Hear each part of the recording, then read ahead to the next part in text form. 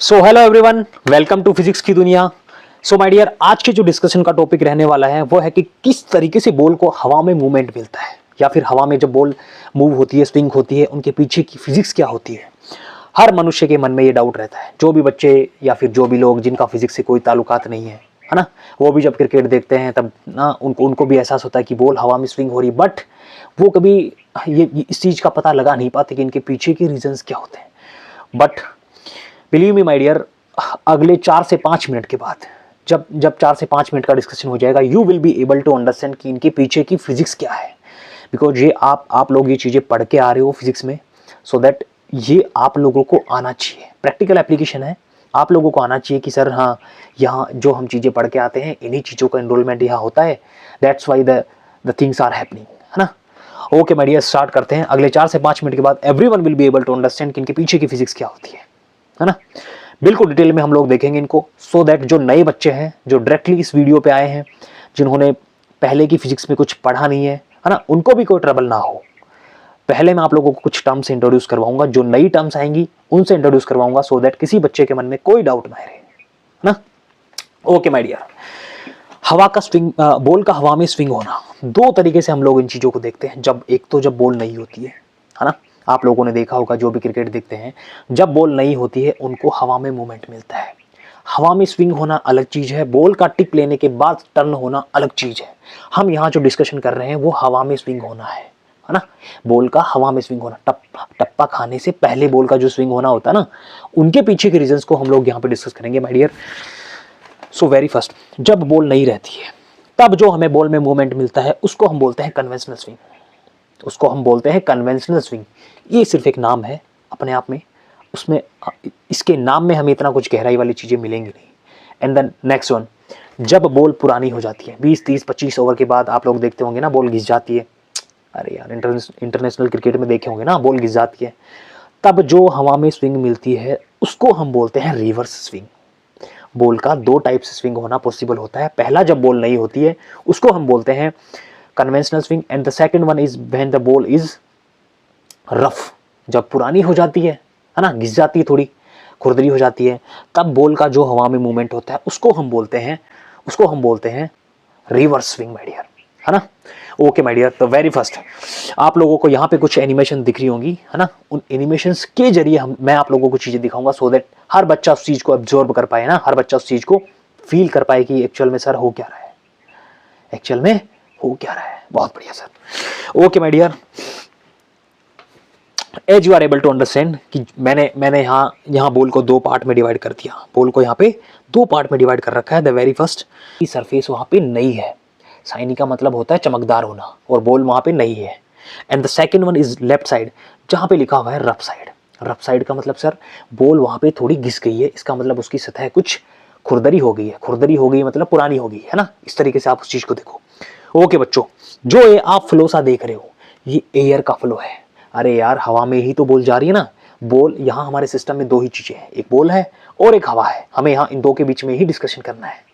नई चीजें हमें ह्यूमिडिटी वगैरह काफी चीजें होती है, बट उनका डिस्कशन हम लोग यहाँ नहीं करेंगे, उनका एक अलग रोल होता है। यहाँ हमें डिस्कशन करना है कि बॉल का हवा में स्विंग होना किस तरीके से होता है। ओके बच्चों, as everyone able to understand, यहाँ देख रहे हो आप लोग, एक साइड जो नई सरफेस है उस पर लिखा हुआ स्मूथ और लेमिनार फ्लो। अपने आप में एक नई टर्म है laminar flow. And the second जो लेफ्ट साइड में लिखा हुआ है वहां पे लिख रखा है टर्बुलेंट फ्लो, है ना। ओके, देखते हैं कि लेमिनार फ्लो टर्बुलेंट फ्लो होते क्या है बच्चों। आप लोगों ने देखा होगा, है ना, जो आप लोगों की नसों में जो खून दौड़ रहा है, आप लोगों की नसों में जो खून दौड़ रहा है, this is laminar flow. Sir होते क्या है, जब फ्लूइड की लेयर्स के बीच में, जब फ्लूइड की लेयर्स का मतलब एक लेयर ये होगी, एक लेयर ये होगी, लेयर्स के बीच में इंटरमिक्सिंग का मतलब है सर वो आपस में अपने आप में मिलना। जब फ्लूइड के लेयर्स के बीच में इंटरमिक्सिंग कम हो, बहुत कम हो, है ना, जब फ्लूइड के लेयर्स के बीच में इंटरमिक्सिंग बहुत कम होती है, तब जो फ्लो होता है हम उसको बोलते हैं लेमिनार फ्लो। उसको बोलते हैं हम लेमिनार फ्लो। क्या कभी कोई बच्चा फील कर पाया, कभी कभी किसी को एहसास हुआ कि आपका ब्लड जो आपकी नसों में दौड़ रहा है, कभी आपको कोई समस्या हुई उनसे दौड़ने से, उनके दौड़ने से आपको कभी कोई समस्या हुई है? नहीं हुई सर, नहीं हुई, किसी को नहीं होती मेरे लाल, किसी को नहीं होती। बिकॉज लेमिनार फ्लो होते हैं वो, उनके बीच में जो लेयर्स हैं उनमें इंटरमिक्सिंग इतनी कम होती है कि वो आपको एहसास नहीं होने देती कि फ्लूइड जो जो ब्लड है आपका इस तरीके से दौड़ रहा है आपकी रगों में, है ना। ओके सर, क्लियर है लेमिनार फ्लो क्या होते हैं। Okay, now the next one is turbulent flow. Turbulent flow क्या होते हैं सर? हर बच्चे ने ईंट भट्टे पे जो चिमनियां होती हैं वो देखी होंगी, हर बच्चे ने देखी होंगी यार, इतने तो आप नौसिख हुए भी नहीं हो कि आपने नहीं देखी हो। ओके बच्चों, उनके जो एग्जॉस्ट होते हैं वहां जो धुआं आप लोग देख पाते हो, है ना, दैट इज टर्बुलेंट फ्लो।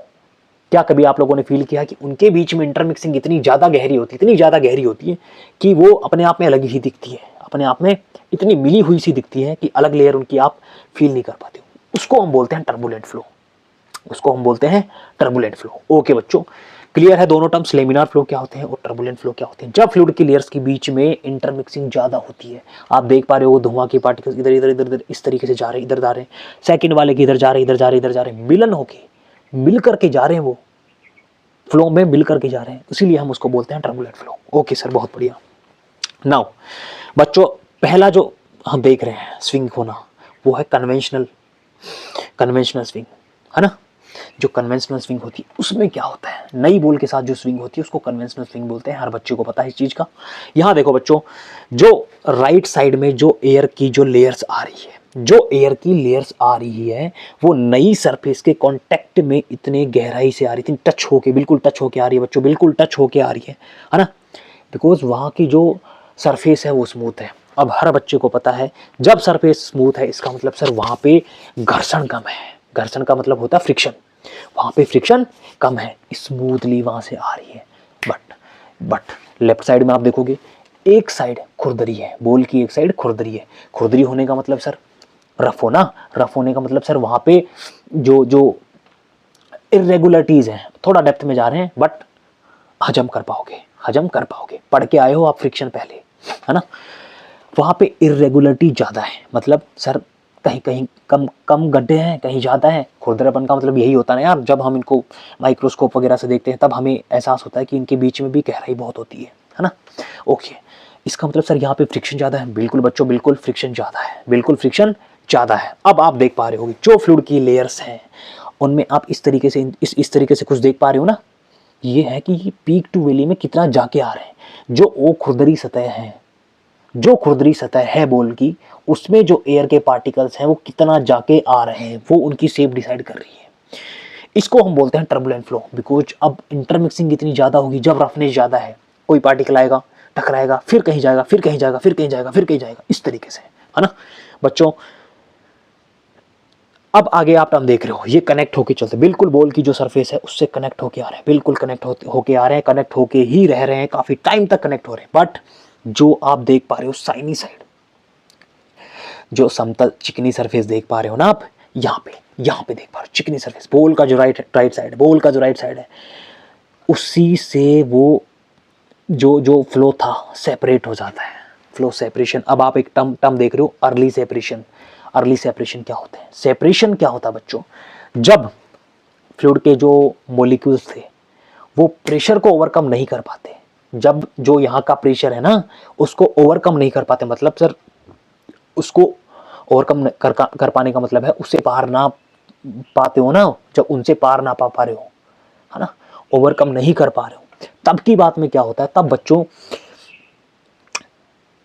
तब ये बाउंड्री को छोड़ के, जो लेयर्स होती है वो बाउंड्री को छोड़ के किसी दूसरी साइड मूव होने लग जाती है, किसी दूसरी साइड मूव होने लग जाती है। इसी को हम बोलते हैं boundary layer separation, boundary layer separation. इसको यहाँ पे जो टर्म लिखी हुई है आप लोगों के पास अर्ली सेपरेशन, इसका मतलब भी यही होता है बाउंड्री लेयर सेपरेशन। बट होता कैसे है? इनके पीछे की फिजिक्स होती है, इनके पीछे के रिजल्ट होते हैं positive pressure gradient, positive pressure gradient. खैर आप लोगों की इतना डेप्थ में जाने की जरूरत नहीं है, बिकॉज ये चीजें चलती हैं एमटेक में, बीटेक के भी बाद में, जब जो लोग रिसर्च वगैरह के लिए जाते हैं, एमटेक में जाते हैं, तब फ्लूइड्स एंड थर्मल में ये चीजें आती हैं। खैर आप लोगों के डिस्कशन का इतना इंपॉर्टेंट रोल नहीं है, बट आप ये चीज फील कर पाओ कि सेपरेशन का मतलब क्या हुआ, सेपरेशन का मतलब क्या हुआ। जो मॉलिक्यूल्स थे एयर के वो प्रेशर को ओवरकम नहीं कर पा रहे थे, इसलिए वो अपने पाथ से डेविएट हो जाते हैं, छोड़ देते हैं उस सरफेस को ही, सरफेस को छोड़ देते हैं और चले जाते हैं। क्या चीजें यहां तक की क्लियर हुई? हर बच्चे को ये चीज फील कर पा रहे हो कि सर लेफ्ट साइड में सेपरेशन लेट हो पा रहा है और राइट साइड में सेपरेशन जल्दी हो पा रहा है। क्यों हो पा रहा है? इनके पीछे की फिजिक्स है घर्षण। इनके पीछे की फिजिक्स घर्षण। सर टर्बुलेंट फ्लो में घर्षण ज्यादा होता है, फ्रिक्शन ज्यादा होता है ना। और जो राइट साइड है स्मूथ साइड है, जहां पे फ्लो बिल्कुल इजीली फ्लो हो पा रहा है। आपकी नसों में दौड़ता हुआ खून, आपकी नसों में दौड़ता हुआ खून लेमिनार फ्लो था। ओके सर, बहुत बढ़िया। ओके बच्चों, अब इसके बाद एक कंसेप्ट और इन्वॉल्व होता है और वही चीज आप लोगों को फीलिंग दिला पाएगी कि yes this is the reason. बच्चों यहाँ साइड में मैं आप लोगों को एक एग्जांपल दिखा रहा हूं कि जब जेट पैक होते हैं वो फायर करे जाते हैं। जब जेट पैक होते हैं वो फायर करे जाते हैं। See are you able to understand? जब जेट पैक होते हैं वो फायर करे जाते हैं। लेट्स से राइट साइड में आपको यहाँ पे दिख पा रहा है, राइट साइड में जब जेट पैक का राइट वाला साइड फायर करा जाता है, जो धुआं है, जो एग्जॉस्ट है, नीचे की तरफ फोर्स लगाएगा। यही कंसेप्ट है इनके पीछे का। फील कर लेना एक बार अच्छे से। जो एग्जॉस्ट है वो नीचे की तरफ जा रहा है सर, बिल्कुल सर जा रहा है, देख पा रहे हो, हर बच्चा वहां पे देख पा रहा है। इसका मतलब सर उसकी वजह से जो फोर्स इधर लग रहा है उतना ही फोर्स उनके पीछे की तरफ लगना चाहिए। Every action has equal and opposite reaction. हर बच्चे को पता है न्यूटन, सर आइजैक न्यूटन के जो लॉज थे उनमें से ही एक है। हर बच्चे को इस चीज का पता है कि जो फोर्स एग्जॉस्ट की वजह से लग रहा है उसके इक्वल एंड अपोजिट एक रिएक्शन जरूर आएगा। और वही इक्वल रिएक्शन देखो आप इस जेट पैक को देख पा रहे हो किस साइड में मूव होगा। जब राइट वाला चला था जेट पैक लेफ्ट साइड में मूव हो जाएगा, लेफ्ट साइड में टिल्ट हो जाएगा। क्यों होगा? इसके पीछे का रीजन था sir equal and opposite reactions. बच्चों यही कंसेप्ट यहां इन्वॉल्व होते हैं जब बाउंड्री लेयर सेपरेट होती है। जब बाउंड्री लेयर सेपरेट होती थी, जो लेयर सेपरेट हो रही थी उनकी कुछ ना कुछ वेलोसिटी थी, और उनके द्वारा जो फोर्स लग रहा था रो एवी स्क्वायर, है ना। रो एयर की डेंसिटी होती है, एरिया होता है, इनटू वेलोसिटी, जो वेलोसिटी लेके आ रहे थे। खैर ये आगे की है डिस्कशन में, आप लोगों के फ्लूइड में जरूर ये चीजें आएंगी, है ना। जो आपकी डिस्कशन में ये चीजें जरूर आएंगी। रो एवी स्क्वायर जो फोर्स लग रहा था वो नीचे की डायरेक्शन में लग रहा था, but sir every action has a equal and opposite reaction. हर बच्चे को पता है जो न्यूटन्स के लॉ पढ़ के आए हैं। इसका मतलब सर जो फोर्स नीचे की तरफ लग रहा था उनके जस्ट अपोजिट डायरेक्शन में एक फोर्स लगेगा, उनके जस्ट अपोजिट डायरेक्शन में एक फोर्स लगेगा, और वही फोर्स इस पोल को वहां पे हवा में स्विंग करवाएगा। देखो आप एनिमेशन में देख पा रहे हो जो अर्ली सेपरेशन यहां लिख रखा है उसी की वजह से, बस इतना सा रीजन है इनके पीछे का। तो लेयर के सेपरेशन के बाद जो फोर्स लग रहा था उनके इक्वल एंड अपोजिट एक फोर्स लगेगा, और वही फोर्स इस पोल को हवा में मूव करवाएगा my dear. So this is the reason कि किस तरीके से बॉल हवा में स्विंग होती है। और ये आपके कन्वेंशनल स्विंग का एक बहुत बेहतरीन एक्सप्लेनेशन आप लोगों को मिल चुकी है ना। अब हम लोग आगे मूव करेंगे कि जब बॉल पुरानी हो जाती है तब उनके स्विंग के पीछे की फिजिक्स क्या होती है। ओके बच्चों, नाउ एनिमेशन आप लोगों को विजिबल है,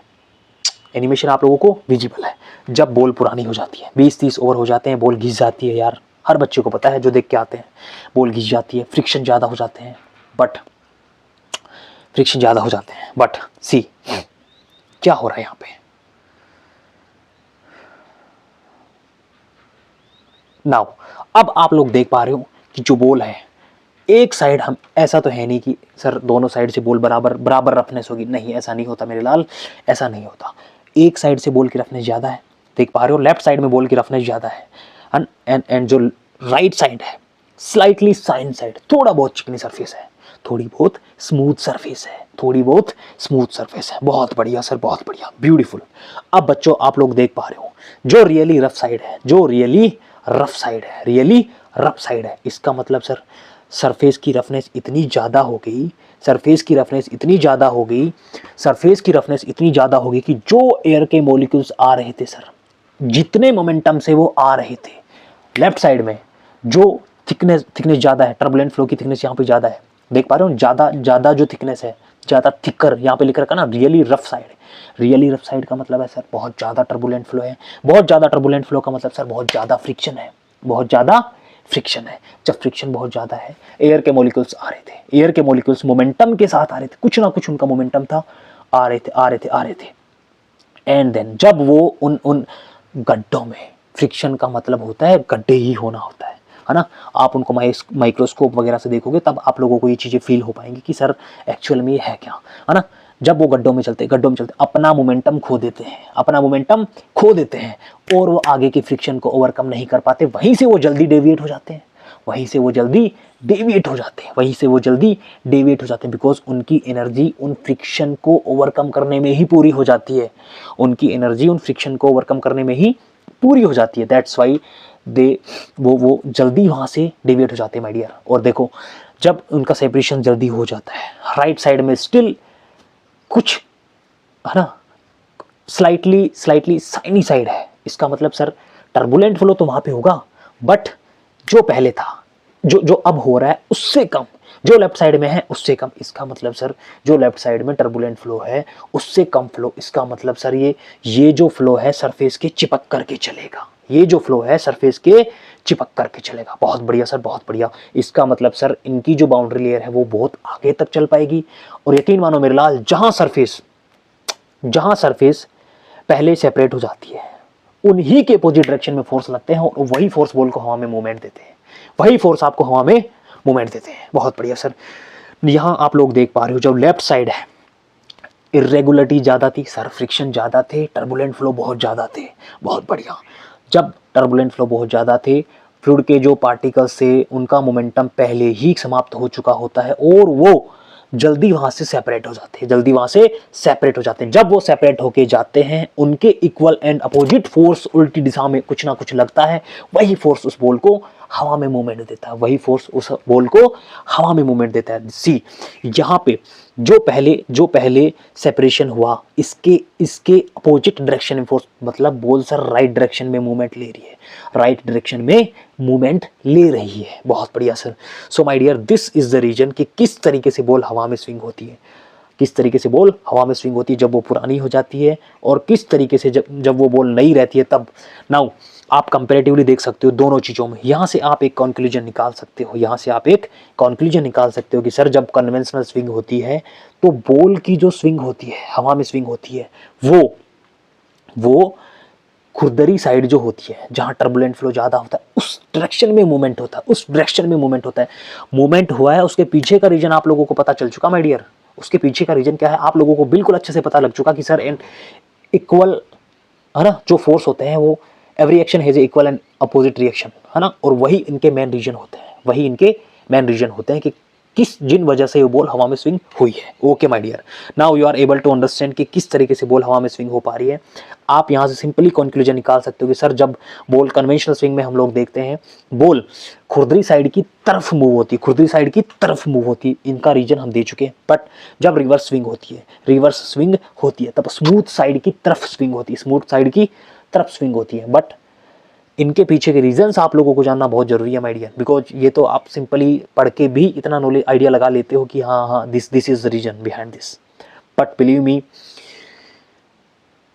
okay my dear, so now I hope everything is clear, है ना। हर बच्चे को ये चीजें क्लियर हो पाई होंगी कि क्या रीजंस होते हैं उनके पीछे की बॉल का हवा में स्विंग होने का। जब रिवर्स स्विंग होती है तब क्या होते हैं, जब कन्वेंशनल स्विंग होती है तब क्या होते हैं, बॉल का स्विंग होना किस पर डिपेंड करता है, क्या क्या होते हैं, है ना।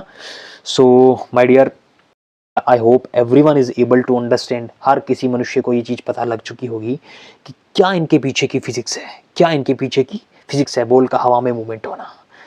सो इसी तरीके के कुछ फैक्ट्स जानने के लिए जुड़े रहे हमारे चैनल के साथ। Thank you.